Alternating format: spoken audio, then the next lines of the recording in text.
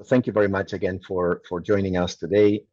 It's great to have you here in this UNEP hosted webinar on mobilizing efforts towards a global LCA platform, why interoperable background data matters for policy-grade product evidence.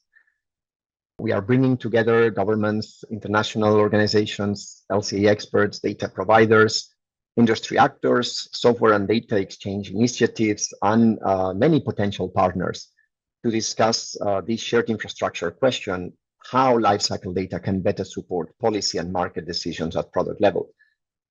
I'm Llorenç, Milà, Canals. I work in UNEP, the Lifecycle Initiative, and leading LCA work there. I'll just pause for a second because I want to acknowledge the annual funding partners of the Lifecycle Initiative, as all of them enable UNEP to continue promoting the enabling conditions to apply lifecycle assessment. And today, we also have 3 of these annual funding partners of the Lifecycle Initiative in our panels. So today, it's a double reason to thank the European Commission, the government of Switzerland, and SimaPro. Thank you all for your continued support and for being here. Now, as I was mentioning, today's session is scheduled for 1 hour. We will have to keep the discussion focused and structured, starting with a quick background and problem statement that will be given by my colleague Elisa Tonda from UNEP. And then we will move towards a policy panel, followed by some selected interventions from LCA service industry and solution providers. We will then close the webinar by highlighting the vision of the global LCA platform that we have been working on, and we will call you all to action and proposing some concrete next steps. So if we move to the next slide, I want to, without further ado, introduce Elisa Tonda, the Chief of the Industry and Innovation Branch in UNEP's Industry and Economy Division, who comes to provide us some welcoming remarks and frame the problem and the opportunity around LCA background data. So, Elisa, floor is yours. Thank you very much, Llorenç. Good morning, good afternoon, good evening to all of you from wherever you are connecting. Let me just give you a little bit more substance on why we are coming together today for this session. My colleague Llorenç alluded to the Lifecycle Initiative as the underpinning initiative for what we're going to be discussing today. And this is an initiative to which our organization, UNEP, has been closely attached and supporting for 24 years. So that is where a lot of the conversations are coming from. And that initiative had already experimented in issues that will actually be very much the foundation for what we are going to be discussing today.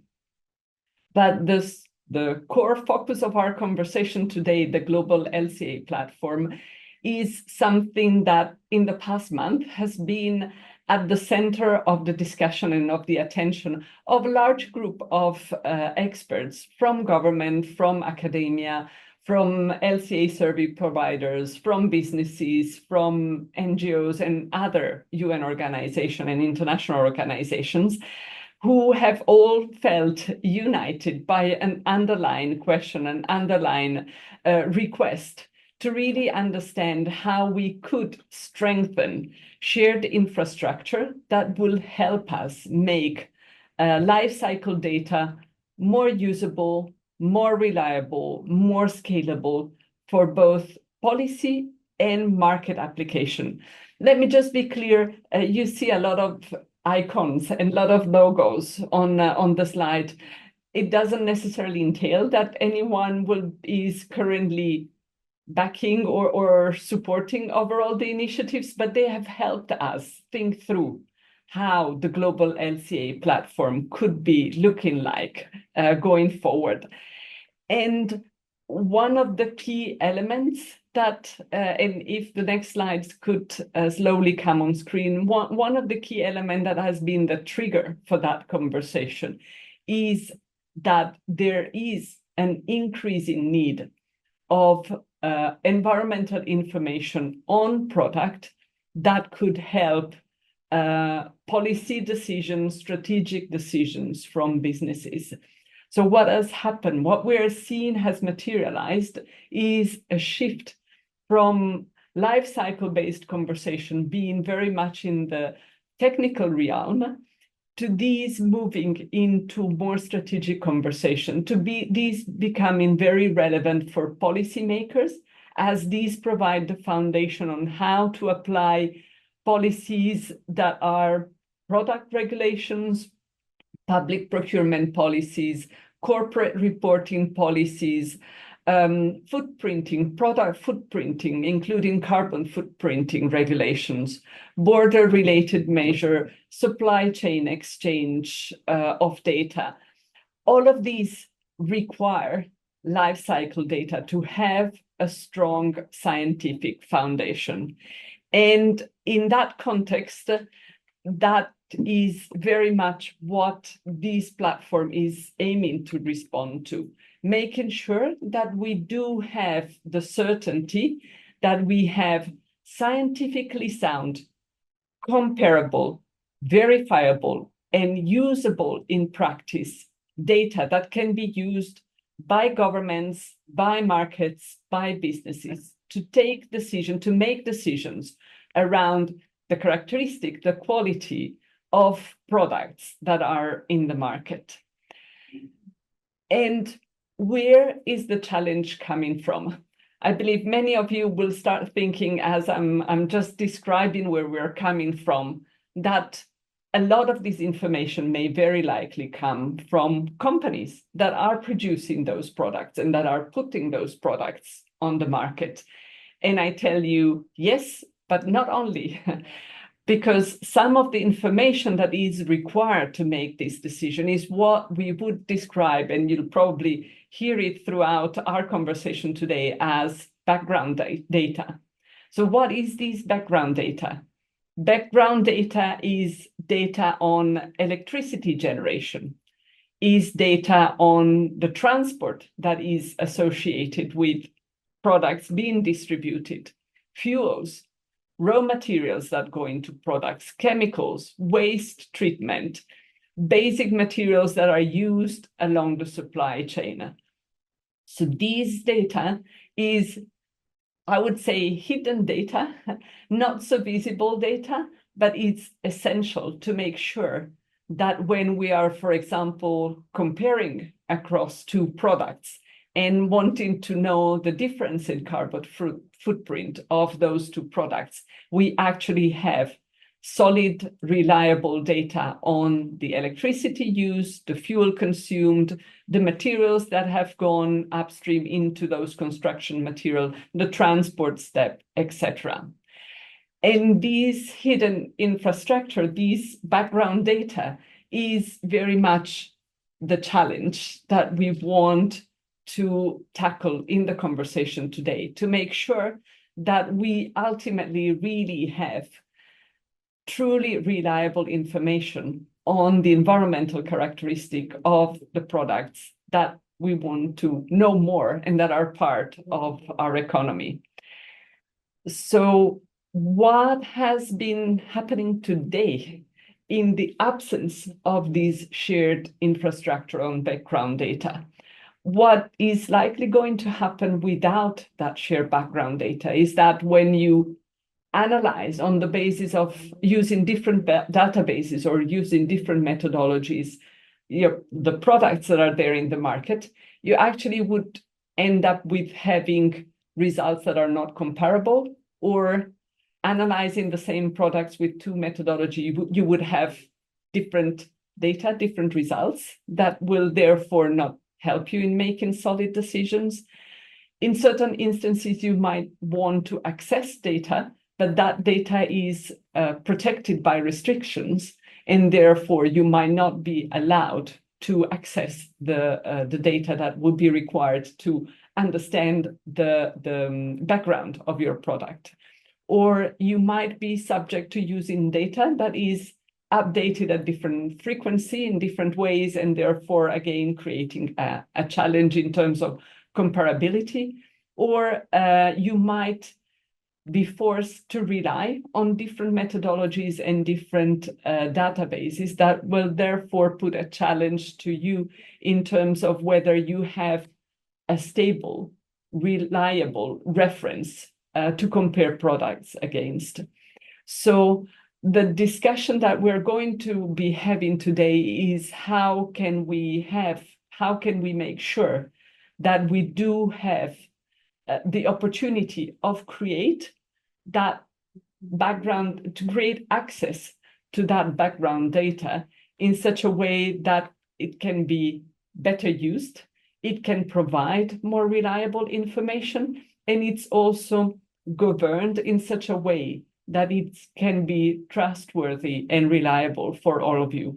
And what will be part of the conversation today are really very much the ideas and the solutions that have been brought forward by UNEP and by the several partners that have been in conversation with us on how to address that challenge.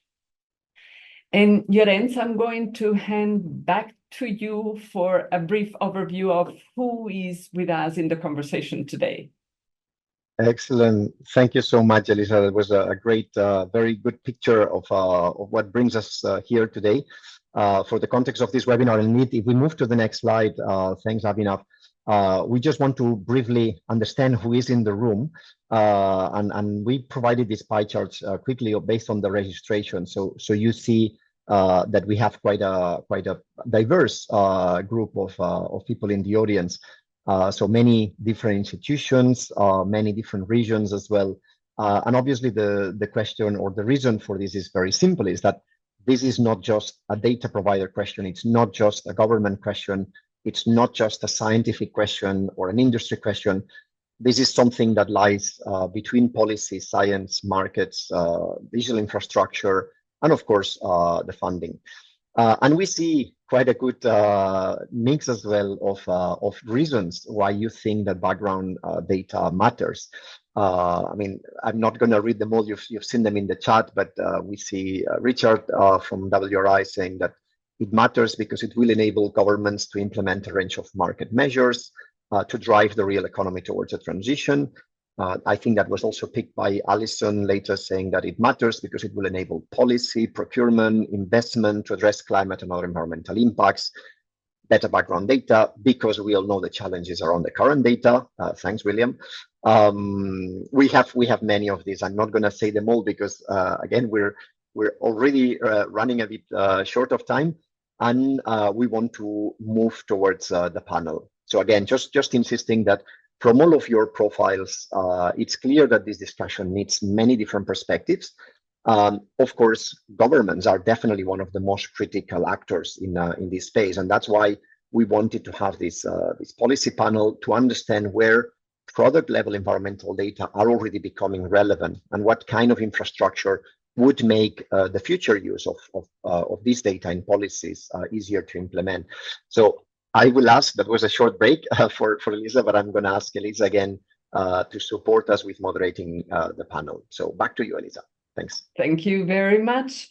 And as anticipated by Llorenç, we are really going into a session where we will hear firsthand from those who are on the policy side why the conversation that we're having today is indeed an interesting conversation for them, why being able to rely on product level environmental data is becoming very critical for their day-to-day work. And I'm delighted to be accompanied by panelists that are bringing the perspective of 5 different countries. So I'm going to invite them to turn on their camera, and while I'm introducing them, so we have with us Malgorzata Golebiewska from the European Commission. Gozia, if you could put your camera on, delighted to have you on the panel. Luchi Zhang from the Chinese government.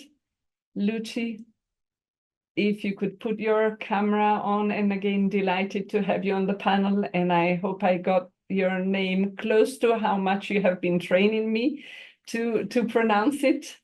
Tiago Braga from the Brazil's Ministry of Science and Technology. Tiago, if you could also put your camera on, and welcome to the panel. Jens Lansche, who is from the Switzerland's Foreign Office, Federal Office for the Environment. Jens if you could put the camera on as well. And I see not all cameras are operating, but we'll get that sorted as we move forward. And Linden Barton from Environment and Climate Change Canada.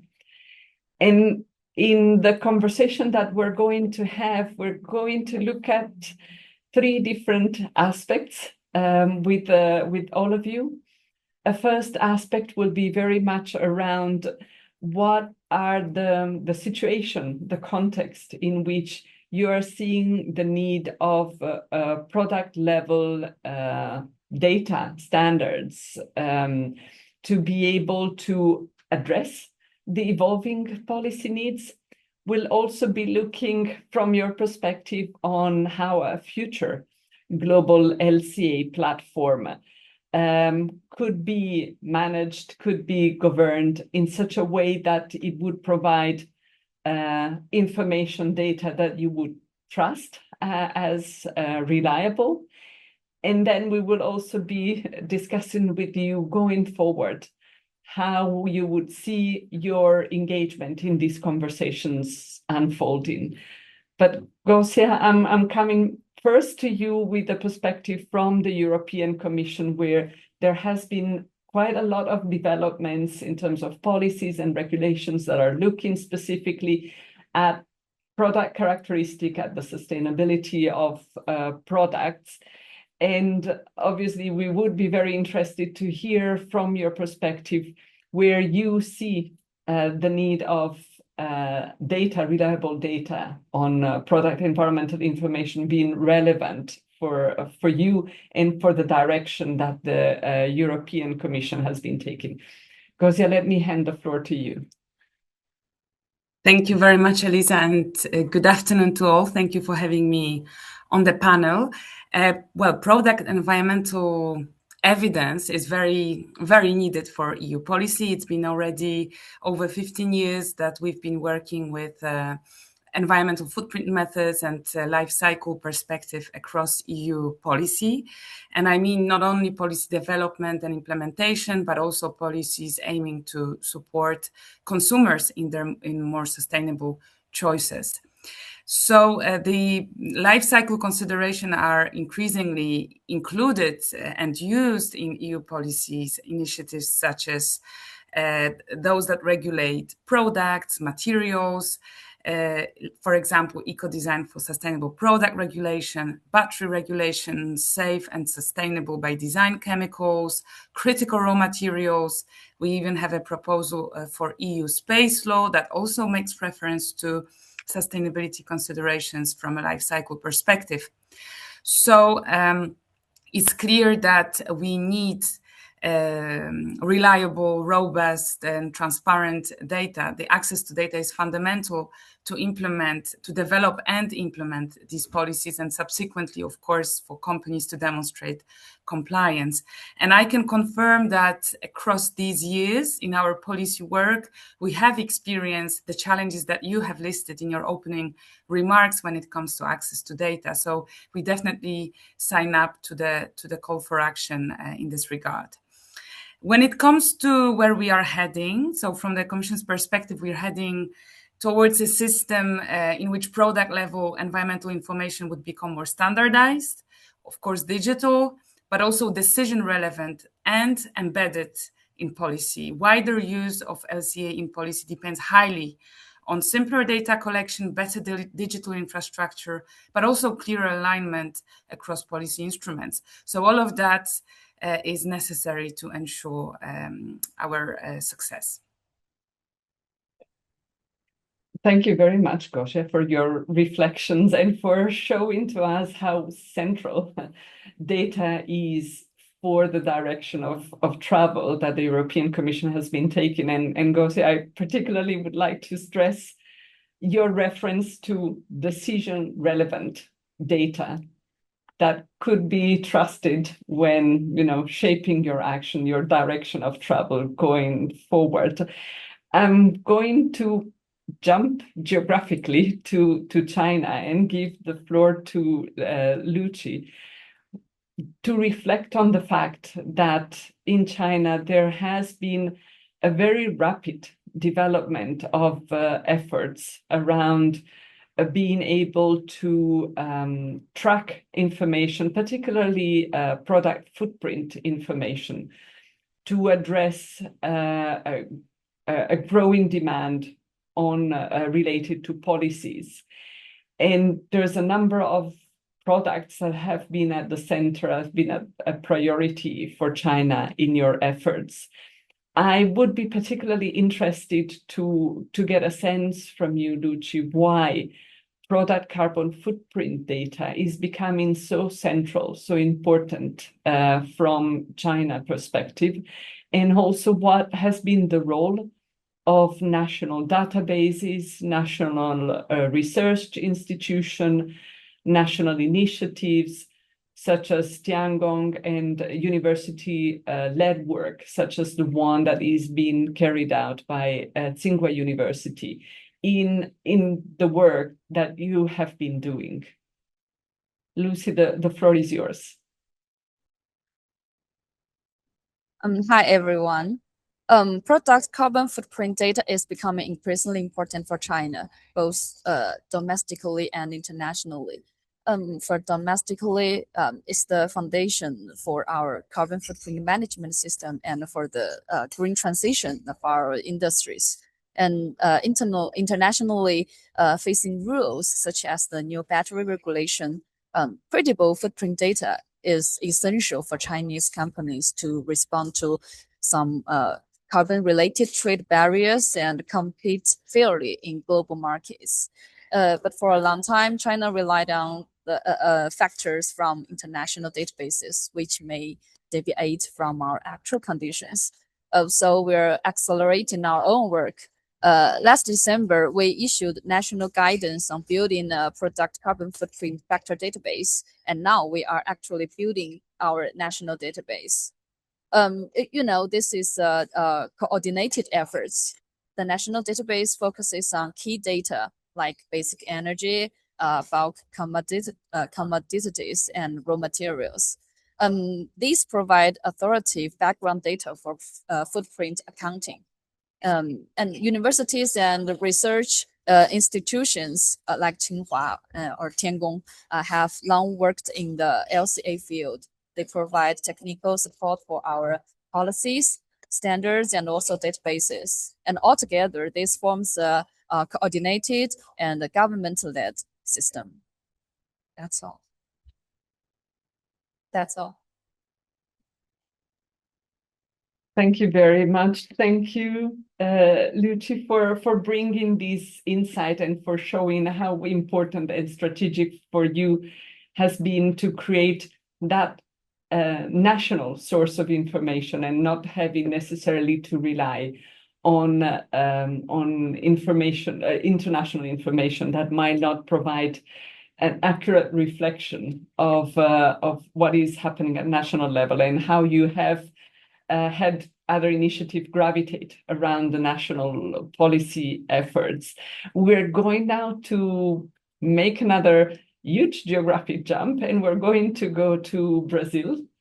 Tiago, I'm going to come to you to explore this conversation from a different angle, an angle that is very much around giving visibility to regional realities, regional production opportunities that would deserve being recognized internationally, and how, for example, in the case of Brazil, the Renova Bio program has been a way to rely on those data to create a link between environmental performance, certification, and market instruments, access to market. So it would be very interesting for us to hear from you, Tiago, how increasing the quality, strengthening the quality of product level environmental data can play an important role for emerging economies to recognize in the global market regional production realities, and therefore give access, give visibility to those products and to those production more globally. Tiago, may I have your reflections on these points? Elisa, thank you for the question. Well, the first thing is that this demand for better data, it fosters a national movement to increase the number and the quality of our available data. We also have the possibility to use our primary data and to present them to partners around the world. One thing that I would like to highlight is that this kind of movement, it supports us to establishing a common quality requirement regarding our data and the way we collect and make it available.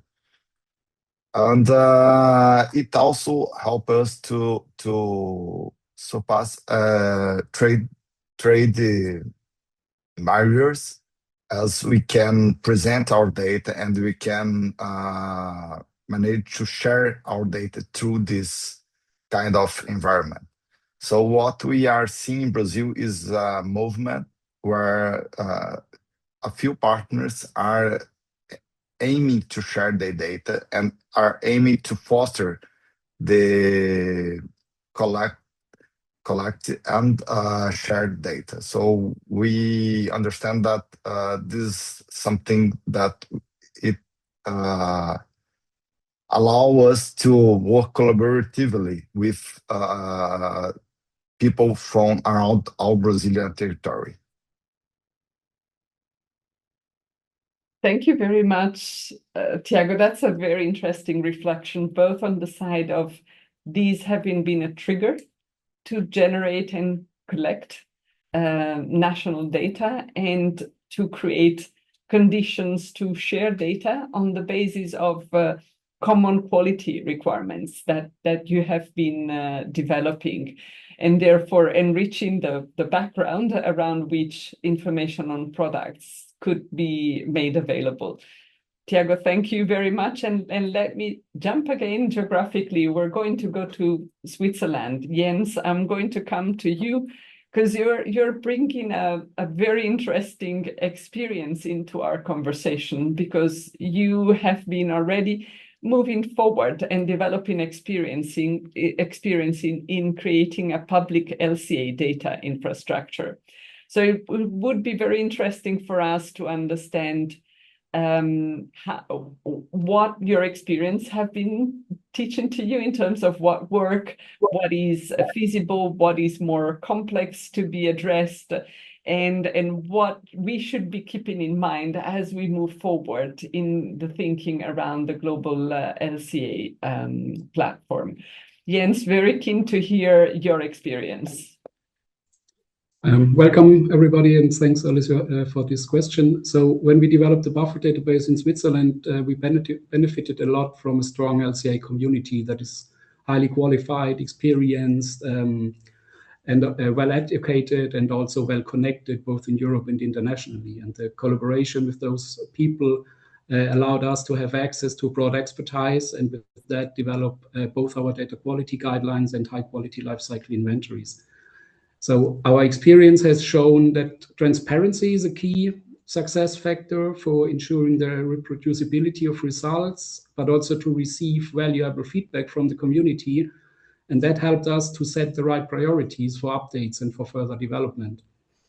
And with that successful collaboration, we were enabled to publish over 11,000 lifecycle inventories, open access, and with a high level of transparency. We think that as many value chains are similar internationally, the buffer database could also be applied in other countries, depending on the application context. We also had some difficulties to face when we developed the database, and this was a little bit that we needed to realize that we need to change a bit our point of view when we look on the LCA domain, because as LCA practitioners, we are used to work on single studies that are mostly independent from each other, and then dig deep into the topic, while to develop an LCI database, you need more generalized information that can be reused and that is suitable to be used as a background in a background context and within a background database. So this implied for us to switch from being a database user to a database developer. And with that, we had the requirement to develop in collaboration with the strong partners I've already mentioned, a new ecosystem to develop and ensure the quality of those data sets, as well as a system for the database management. So this was a little bit the challenge we faced.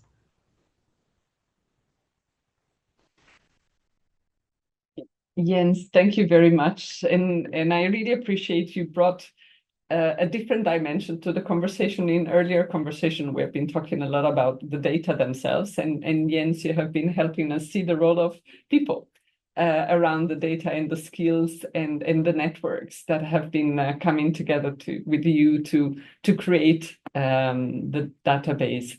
We're going to do our last geographic jump. Linden, we're going to come to you to Canada, and you are also bringing another very concrete experience of having established from the side of the government a fuel life cycle assessment model that support regulation and that support programs.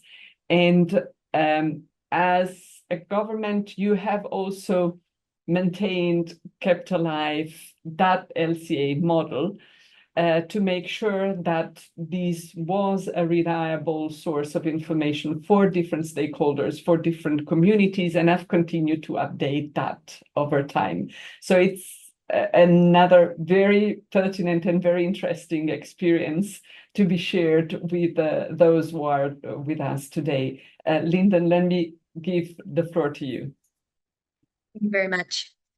So as the Government of Canada's Fuel Lifecycle Assessment Model was first published in 2022, along with the implementation of Canada's Clean Fuel Regulations. So we are a relatively new group and a new database.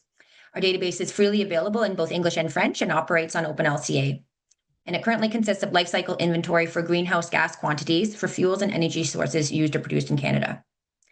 The Clean Fuel Regulations take a performance-based approach to reducing GHG emissions in Canada by requiring gasoline and diesel suppliers to gradually reduce the life cycle carbon intensity from fuels they produce and sell for use in Canada over time. The regulations establish a credit market where each credit represents a life cycle emission reduction of 1 ton of carbon dioxide equivalent. The model is also used as part of the Clean Hydrogen Investment Tax Credit.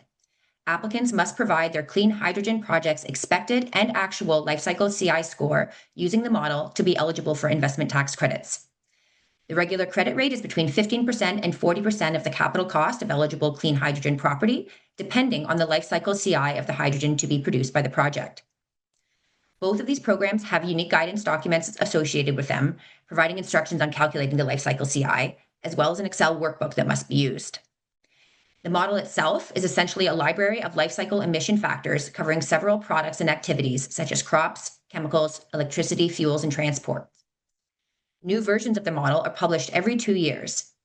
At this time, we also update our methodology document, which describes the methodology, data sources, assumptions that were used, and the rationale supporting the methodological choices. Overview documents describing the main changes from previous publications are also published, in addition to a more general user manual. In between formal publication dates, proposed changes to the model are pre-published and shared with our distribution list in advance of formal publications. This increases transparency and offers an opportunity for stakeholder feedback during a 30-day comment period. We are very careful to communicate that pre-publications cannot be used to meet program requirements. Since the results of the model have direct financial implications for stakeholders, this approach seeks to keep the model up to date while providing predictability for programs and certainty for investment decisions. Developing and managing an LCA model in this context requires a delicate balance between technical expertise and policy stability. Assumptions and methodological decisions must be scientifically sound while avoiding significant fluctuations and changes over time. Unplanned publications of the model may occur under certain circumstances, for example, if important new information becomes available. We consider implications to programs, the number of affected stakeholders, the complexity of the solution, and the proximity to the next formal publication when making decisions around unplanned model updates. To guide the development of the model, we host a stakeholder technical advisory committee, which includes a balanced representation of stakeholders. And we provide updates to this committee 3 to 4 times a year and occasionally meet on a bilateral basis on specific topics. Members express views from their respective organizations and sectors, and provide advice on data sources, new pathways to consider, and other technical and policy matters. Based on Canada's experience, what I think this means for a global LCA data platform is that countries will need to retain control over parameters that influence outcomes of investment programs. In these programs, a common source of open source background data has been essential domestically. In policy contexts where LCA data may need to be exchanged across borders, for example, for trade or procurement, it follows that a common international reference point could be useful for making fair comparisons in addition to reducing barriers to conducting LCA. Thank you. Thank you very much, Linden. And I was really very interested to see how deep the connections between those data and financial decisions is, and how thorough is the process to make sure that informations are really up to date, reliable for everybody, something that definitely needs to be kept in mind as we're moving forward in the conversation on the global LCA platform. And we're going to move to a second round of questions that, as I was anticipating, is a little bit more around how the platform needs to be designed, maintained, governed in such a way that it really provides data that can be trusted by governments and by other stakeholders. And these, notwithstanding the fact that ultimately different governments will use them for different purposes, for different policies. So it's not about expecting that policies will look the same. As you have heard, policies will continue to look different on a country-by-country basis, on a region-by-region basis, but those different policies, instruments will need data to make decisions. And therefore, how can a platform provide data that can be trusted, that can be safely used on the basis of a strong scientific foundation? Because I'm going to come again first to you to hear your perspective on this point of the governance of the global LCA platform. The floor is yours. Thank you, Elisa. Well, from the Commission's point of view, I think a global LCA platform would need to govern life cycle inventory data, so that it's not only available, but sufficiently reliable for policy use, as you said yourself. So the platform should turn the LCI datasets into policy-grade infrastructure. And the main governance needs in this case would be, first of all, some common rules for the creation of consistent but method-agnostic datasets. And that means that the method-agnostic datasets can be then converted into datasets following a specific methodology, and then each government, of course, may decide on a different one, and then used for specific policy applications. But that would at least allow some comparisons. Another need would be, of course, strong data quality requirements, including transparency, that was mentioned already, representativeness, traceability, regular updates so that the data is always fit for purpose. Of course, independent verification and review. That's another important task to make sure that the datasets are trustworthy and, especially in regulatory contexts where we are regulating businesses, companies. Interoperability, some harmonized classifications, metadata ontology, interoperable formats so that data can connect with EU policy and digital systems we are developing, for example, digital product passport. Some clear access and licensing rules that would allow regulators and also other users to plan the use of data in public interest. Maintenance and continuous improvement procedures, but also selection of data sets focusing on strategic sectors that would allow covering areas that are most relevant for policy. I mean, I think we could still probably name even more where the platform could deliver, but these are, in our view, the main ones. And so the key message here is that the platform would need governance, ensuring that these LCA datasets are standardized, transparent, verifiable, interoperable, usable for regulation. Thank you very much, Gosia, for putting the bar pretty high on the expectations around the platform, but this is how it should be. And I'm going to pick particularly on one of the points that you mentioned around interoperability, and I will be going to Luchi on my next question, because Luchi, you have been mentioning a lot around everything that is being developed in the context of China. So I would be interested to hear your thought on how you there could be a connection in terms of interoperability between a global platform and all the efforts that are being made around national standards, data sovereignty, and the product carbon footprint system that China is developing. Luchi, the floor is yours. Okay. Firstly, we hope that the platform have a clear role to support transparent, traceable data and methods. China is now building its own national carbon footprint database with a management framework based on national standards. A useful global platform does not need to replace anyone. It can serve as an international public good, a supporting layer. Then different countries' data and standards can be mapped and aligned at the technical level, achieving the comparability and mutual recognition while respecting everyone's own system. And within this supporting layer, common default values are valuable. They solve the availability where data is missing. But an important principle should hold. That is, where a country has developed localized data that better reflects its actual conditions, the localized data should be given priority to be used. And secondly, the platform should be open and transparent in governance, especially with the clear rules for data review. For China, publishing national background data on such a platform has real value. What the platform standardizes should be transparent, predictable, and tiered review criteria, so that the representativeness of data could be judged by users in their own scenarios.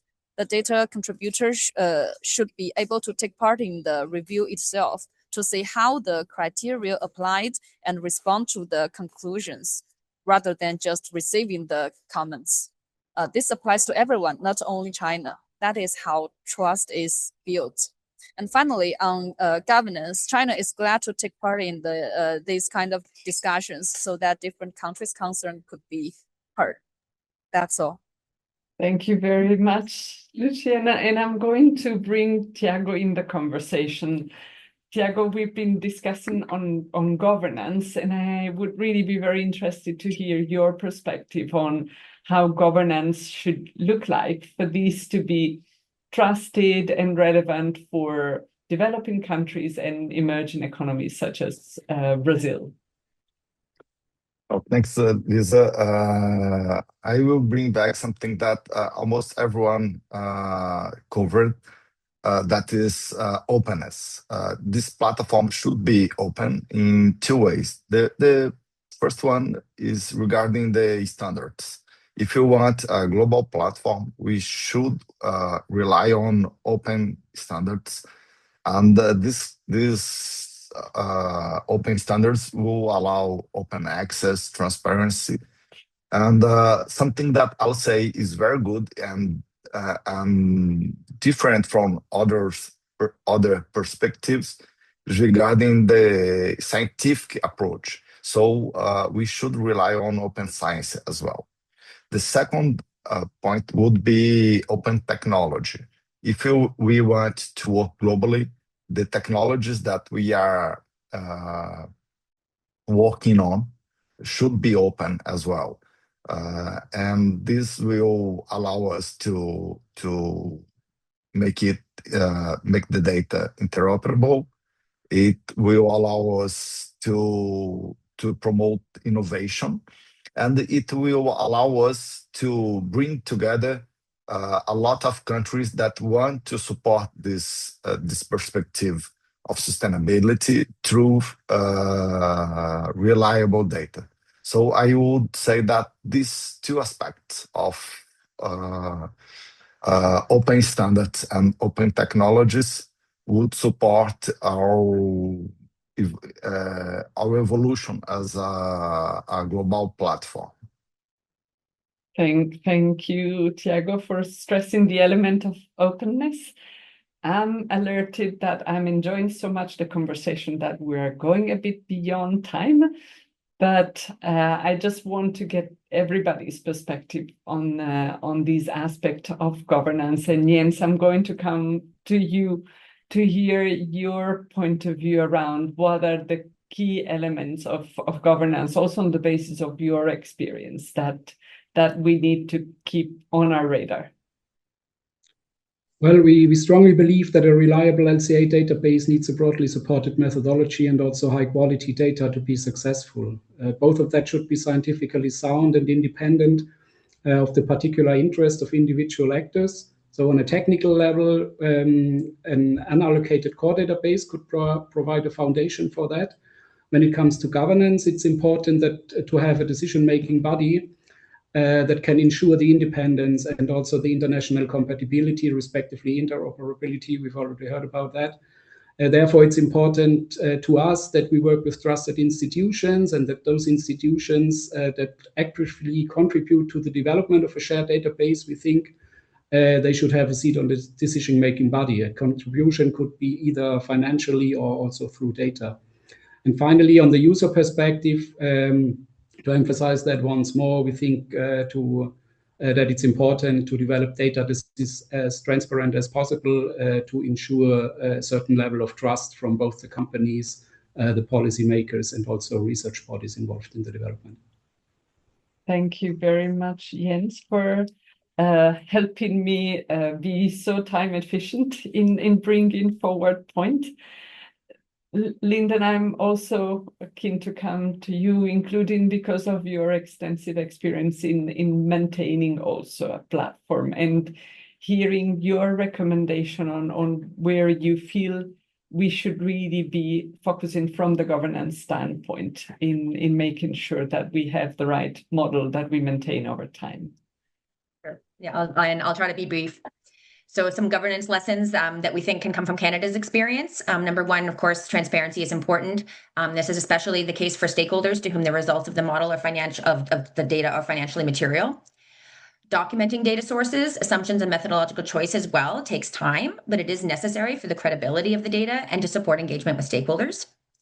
Consulting early on potential changes, both internally and externally, gives time to make adjustments and resolve issues in advance of formal publications. And regular updates that are needed to keep data reflective of the latest technologies, but this must be balanced with providing stability and certainty within programs that influence investment decisions. Lovely, Linden. You are fantastic, much faster than me asking the question. So I'm going to move to the very last question, which is a question that looks a little bit into the future. So as we move forward in the thinking around the global LCA platform, the team and the experts we've been working with would really want to take a next step into developing what we describe as a minimum viable product, an MVP, to really get a sense of, how it could work, how the platform could be governed, how to create interoperability, Tiago, how to bring in the openness angle that you were referring to. So I would really be very keen to know whether we could count on your technical insight and your continued participation in the conversation as we are going forward. So my hope is that the response to this question is a quick one, but let me start with Gosia. May I get your sense of whether you would be keen to continue providing technical input to the conversation as it moves forward? Thank you, Elisa. Yes, we are definitely interested in participating in a structured follow-up discussion. We have already discussed this in the recent past. We're happy to continue. In particular, if this conversation helps to clarify what this minimum viable product for a global LCA platform would need to deliver to be relevant for the EU policy use. So we are definitely up for a follow-up discussion. Thank you, Gosia. Luchi, I'm going to come to you. Even if your last response was letting go, that maybe the response was positive, but I'm keen to hear firsthand from you whether you would be keen to continue being part of the technical discussions. Of course, we welcome the MVP approach. It allows us to start with practical steps and learn by doing, which is more realistic than trying to agree on everything upfront. China is open to participating in such a pilot, especially on sectors where we have solid data such as steel, aluminum, and batteries, and so on. But one thing is that the data security needs to be guaranteed. Very clear, Luchi. Thank you for your feedback. Tiago, may I come to you? Sure. I would like to highlight that this agenda, the Global LCA Platform, is priority in EBIC's agenda as well. So you can count on us and count on our technology and our knowledge to support this project and to move forward. Lovely to hear that, Tiago. Jens, I'm going to come to you to hear your thoughts. Yes, we are currently in contact with various stakeholders regarding the further development of the BAFO database, and of course UNEP is one of them. So we are happy to contribute with our expertise to ensure that the MVP is based on a common methodological foundation and that the interoperability with other databases is guaranteed. So yes. Lovely. Thank you very much, Jens. And Linden, last word goes to you. Yes. Yes, we're happy to continue discussions. Thank you. Lovely. Thank you very much. I will now try to wrap up our fantastic conversation. Wonderful insight from all of you. Thank you very much to bring to the fore the perspective of governments, of policymakers. And let me hand over to bring a different perspective to Llorenç, who will be bringing to the fore the point of view of industry. Llorenç, the floor is yours. Excellent. Thank you so much, Elisa, and all the policy panelists. I would ask for a warm round of applause, even if we're not going to hear it. That was really good. And by the way, I hope everybody can stay a bit longer. I mean, I think that was a super interesting panel. We're running a bit late, and anyway, hope you can stay with us because this is going to be getting very, very interesting, or continuing to be very interesting. So again, we've heard about the product level environmental evidence and how this is more and more relevant for policy, for procurement, for trade, for supply chain exchange. But of course, for this to work, we need that the data exists in a form that is documented, that is reviewed, that is usable, that is trusted. So let's hear from the perspective of the LCA industry on this front. And some of the very relevant initiatives. And as you can see in the slide, we have Eric Mieras from SimaPro, Naama Avni-Kadosh from PACT, and Richard Tarboton from WRI. So I think you're all putting your cameras on, which will be great, and then keep them on for the rest of the session as done previously. And without further ado, just jumping straight, inviting Eric to briefly explain the database initiative. Yeah, thank you, Llorenç, and happy to explain more about it and to also answer the previous question.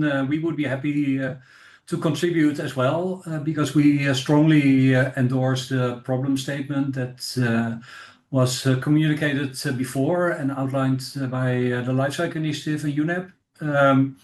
And I'm speaking on behalf of a group of LCA service providers, and I will tell a bit more about who they are later. Because we see the same fundamental challenge, basically. Lifecycle data is becoming more and more important, not just for individual companies, but especially also for regulation, corporate reporting, product claims, procurement, climate action, and many other things. So it becomes really central to policies and regulations. But at the same time, the background data, and especially the background data infrastructure, on which all of this depends is still very small compared to the scale of the product economy it is meant to support. I think that was also shown in one of the slides where you see this relatively small part related to the background data, while there is a much larger part that it supports. And in order to facilitate that larger market, a strong and common foundation is needed. And that foundation should not only provide core data. And when I talk about core data, I mean, for instance, electricity and transport that can be used by everyone that wants to provide basically database services or develop sector or region-specific databases. Because now many organizations or providers of data do that each individually. But if we can all build on the same common foundation, that would solve a lot of issues around comparability, interoperability, transparency, and so on.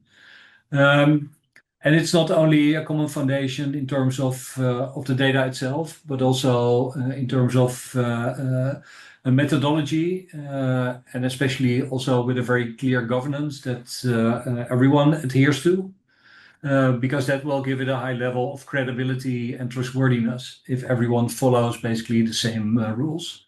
And then as part of that, to create this healthy ecosystem of data that is available to everyone, and also for a system that scale, the licensing terms and conditions, as well as the pricing, must be set up in a way that makes the data accessible for everyone and provides a strong basis for other databases to thrive by serving specific needs. So you could call that a central core with a distributed system around it. So in that sense, we fully agree with what has been said so far, that there is clearly a need for a credible and quality assured process-based foundation of background data. And that needs to be one that is accessible, but also transparent and aligned. But at the same time, it would still allow different applications, jurisdictions, and use cases to build on top of that. And that's why we came together with a dedicated group of LCA solution technology and data providers. And we call that Partnership for Lifecycle Data. And we wanted to take our responsibility to contribute to this healthy ecosystem and the availability of core data. And at the moment, it brings together 10 partners. It's Blanc from the Netherlands, it's WAP from the US, it's Carbon Minds from Germany, it's SimaPro and One-Click LCA from the Netherlands and Finland. It's iPoint from Germany. It's HiQ LCD from China, Minviro from England, DDS from Switzerland, EFOI from Germany, and ESU also from Switzerland. And together we came together to work on these three concrete building blocks. And it basically means that we are developing a unit process unallocated core database as a shared foundation for this trusted background data. And we base that on BAFU, so also a lot of thanks to Jens. And the scope includes key products from a variety of sectors. And like I mentioned, basically every database and tool needs, like energy and transport, but also major chemicals, minerals, and agricultural products. So that's one. Secondly, we're extending the partnership and actively including contributors from Europe, the UK, US, China, and as many other regions as well, because it needs to be global from the beginning. And thirdly, we're setting up a data pipeline that takes the data we develop and combines it, including with the BAFU-related approaches to generate inventory data that can be used in practice, basically. And our goal is simple. We want to make contribution possible, to make access easier, and to make the ecosystem stronger. And that means that every contributing partner who joins receives full access to all data sets without usage restrictions. And that's essential if we want to move away from a fragmented data market towards a healthy, scalable, and credible data ecosystem. And in that sense, we see the UNEP global LCA platform as a critical anchor in that transition. And we're very open, like I mentioned before, to further contributors and contributions. And anyone that's interested to learn more, feel free to reach out and happy to answer any questions. But we really wanted to take our responsibility and contribute as LCA industry. Thanks so much, Eric. And I think this piece of news is massive. And it's unfortunate that we're really running out of time because I think this would already generate a lot of discussion. So thank you so much for this contribution, and which explains also the importance of this common shared foundation and this exciting news about a partnership for life cycle data. I'll have to move super quickly to Naama, and please, if you can be super crisp, to give us a bit more the impression of what you see also from companies and what corporates are demanding, are seeing in the market. Yes, thank you for inviting me. I'll be super short. First of all, I agree with everything that was mentioned. So happy to endorse and confirm. For those who don't know, PACT, the Partnership for Carbon Transparency, building the global infrastructure for product carbon footprint calculation and exchange. So one use case using this underlying background data, and I can share working with thousands of organizations and more than 200 of the biggest buyers on earth, multinationals that are trying to grow their access to high quality, usable, trusted data. This is a huge hurdle. So there's there's a lot of challenges to make high quality data accessible. There's the interoperability piece. We're supporting with the methodology for PCF. We're supporting with the underlying data must be supported, must be a utility accessible to all, everywhere at equal price. It will just scale up demand and then action, which is why we're all here. Happy to support, happy to endorse and be part of this initiative. That's a super strong message. Thanks so much, Naama. Indeed, I mean, we facilitate the access, and then that fills up the demand and therefore the action, which is what we're into. Thanks so much. So now, again, moving quickly to Richard, and yeah, if you could briefly stress also the importance of robust data to support the kinds of policies that you see as needed for a transition to low carbon economy, could say low environmental impacts economy. So over to you, Richard. Thanks very much, Llorenç, and thanks everyone. This is a great discussion, a very needed piece of the puzzle to help drive the transition. So why do businesses need this? Businesses are facing a real challenge in that there is not sufficient demand for their low carbon product portfolios. How do we increase the product portfolio demand in the marketplace? We change the price and the economics of low carbon products. That's the key use case which we are working on in WRI, and which we see this LCA work as being critical to underpin a new set of government policies, which in some countries and some jurisdictions are already happening, but there's a lot of opportunity to do more government mechanisms that will make low carbon products more profitable. And Llorenç, I wonder if I could just show one slide. If you could just show the table of the policy type instruments, which we think are critical to evolve into this marketplace. This is one example of aluminium as a product.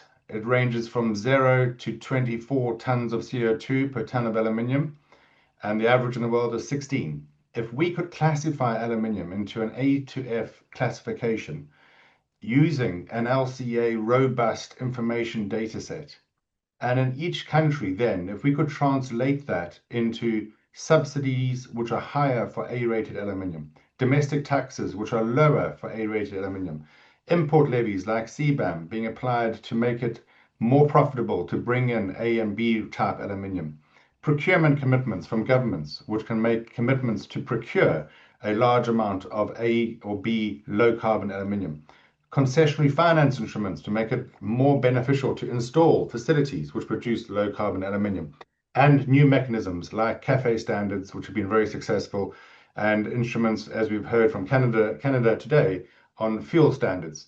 All of those market mechanisms all rely on a solid, robust set of interoperable carbon standards at the product level. And this use case, we think, is critical to develop and work with UNEP and all the partners involved so that we can produce something that actually drives the real economy to transition. Thanks, Llorenç. Brilliant. Thanks so much, Richard. That is indeed very compelling, and this makes also this need for common background data to drive the action, also as Naama was saying, very, very tangible. So thanks so much. We'll wrap this this part of this section of the discussion today now. And thanks again, Richard, Naama, and Eric. It's always really enlightening to hear from all of you, and asking also for another warm round of applause for the panel. We're running 6 minutes late. We still have one to share with you the vision for the global LCA platform that we've been talking about. We have seen already that the need is real and that the right ecosystem can help accelerate the necessary transition towards a lower environmental footprint. Now the question that remains is how this becomes the governed, trusted, and interoperable infrastructure layer that the world needs for the deployment of LCA at the speed and scale that is required to tackle the triple planetary crisis. And as mentioned also by Elisa in the beginning, the vision that is co-created, that has been co-created with all the partners that you saw in that initial slide, is not to create another isolated database or another method document or another exchange format. The idea of this vision is much broader. This is about creating the co-governed evidentiary foundation for life cycle assessment in all of its uses worldwide. So the idea is to connect what already exists in the LCA ecosystem, as you can see at the bottom of the slide, the databases, the regional data sets, the methods, the standards, guidelines, everything, to connect all of these to an interoperable infrastructure layer. And that infrastructure would support the semantic alignment, the data exchange, the quality assurance, the governance. These are some of the key important elements that we see there in the middle. Now, in practical terms, this would make lifecycle evidence easier to create, easier to compare, easier to cite, and particularly also easier to use in policy, industry, and research decision-making. I have to add also, it must be easier to use by machines too, because more and more we see that machines will also be doing the LCAs. So we have to be ready as well for that future. And this is important because, again, what is missing is the trusted foundation that allows the evidence from different sources to be connected, reviewed, and used consistently and seamlessly. So again, it's not about replacing existing infrastructures. It's about making all of these infrastructures and all of these initiatives work together more effectively with global consistency, regional relevance, credible governance, and providing this background data backbone that is required by everybody. So, of course, this is a long-term vision. And if you can now move to the next slide, Abhinav, the immediate next step is to be a bit more concrete. And Luchi also was mentioning in the beginning, like, let's do some first steps, some initial steps first. And the immediate next step would be to develop a more concrete and a more limited neutral demonstrator that tests whether this kind of shared infrastructure can actually work in practice. We obviously believe it, but we have to prove it. And this is now to close with what would happen after today. So the next step, as mentioned, is to finalize the scope of what we call this neutral MVP, a minimum viable product. But it's not just a minimum viable product, it's the minimum viable institution, an institutional setting that needs to be there for it to be credible. And before we get there, this cannot be created by one single organization. So before we get there, we have structured a process that we call the Q3, because it will be delivered in Q3, that means starting tomorrow, and by the end of September. We will be, first of all, speaking with the potential public and philanthropic funding partners, also private funding partners, and that really starts tomorrow. So we already have some of these calls set up. The purpose of these discussions is obviously not just to ask for funding, it's also to understand what the different partners will need to see in a fundable MVP. what are the policy use cases that matter the most? We cannot get them all done in the first year. So what are some priority use cases? What governance conditions are required? And we heard a bit of that in the policy panel. What kind of openness and access is expected? Is it free for all? Does somebody have to pay? How do we do that? What kind of long-term funding pathways would be the credible ones that allow funding partners to say, yes, we're ready to fund this because we see this has a long-term potential. Secondly, we're also working with technical and market contributors. And again, we also have quite a lot of bilaterals lined up. The database initiative, we've heard of them. You can bring unallocated unit process data sets. We've also been discussing with BAFU, as Jens mentioned. How can we build from these existing elements? We've been discussing with many of the data providers.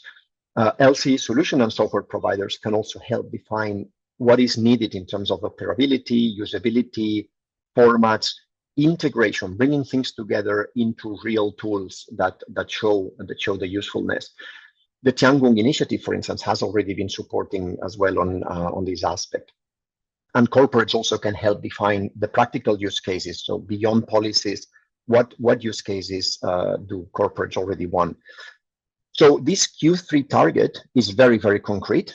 We will deliver a funding-ready MVP scope. So essentially the design of the MVP that can be ready for funds. A clear set of priority policy use cases, a contributor and partner map, who will be there contributing to make this happen, an outline for the governance, and an outline also for the legal purposes, what would be the IPs, the licensing terms, etc., and a credible seed funding pathway. So after today, the work moves from the shared understanding that I just presented in the previous slide to the targeted conversations and a practical design of the MVP. And of course, for this to happen, for the delivery by Q3, we have a concrete task from all of you in the audience. We already asked the panelists, but we would like to conduct also bilateral meetings with, again, governments, philanthropies, other strategic partners. And the key question is, are you in? So if we move to the next slide, that is, I promise, well, almost the last slide, but we have structured your answers in one short poll. So the key question is, would you like to have a follow-up discussion on the global LCA platform and the MVP scope to discuss how you can contribute to this? And again, this question now is not a commitment to fund or to endorse or to formally join. This is just a simple way for us to understand who would like to be part of the next conversation. And I see that the poll has now been launched. I think this is pretty obvious. You have to click your preferred answer. We are especially interested to do all of these follow-up discussions, particularly with governments who would be key users on the policy use cases, philanthropies on potential seed funding for the MVP, other potential funding partners, of course, also technical actors on data and interoperability, software providers on facilitating the usability, companies, corporates on practical implementation needs. I'm obviously just filling the space. I'm talking because I expect that you are providing your answers as I talk, and we'll just give it a few more seconds. Actually, I see that many of you have already responded. We already lost a few of the participants, of course, because we ran out of time. But I see that 37 of you have already responded, 38. Okay, this is coming fast. That's good. Just to say also, once we close the poll, of course, if you still haven't had the time to click your answer, you can always put that in the chat and we'll get back to you. So, okay, now I think, yes, 41 colleagues answered. I think, Thad, you can probably close the poll. And we'll move to the last slide. But before I close, I will ask also Elisa, thanks for staying longer than expected. And if you can just give us the close and the wrap up of the webinar, I'll be really appreciating. Thank you very much.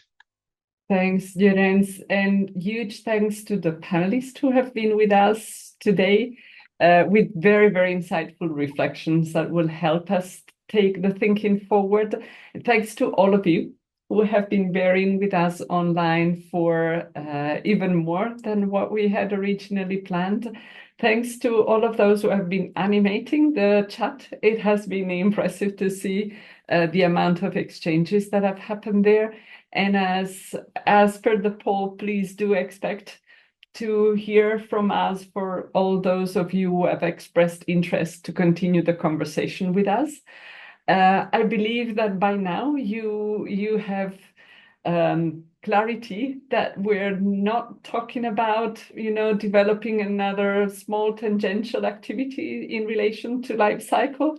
We're really planning to build together with you a very, very important milestone to strengthening the uptake of life cycle in decision making at policy level for market-based decision. So we really look forward to continuing our work, our collaboration with you, to materialize that vision that we have now.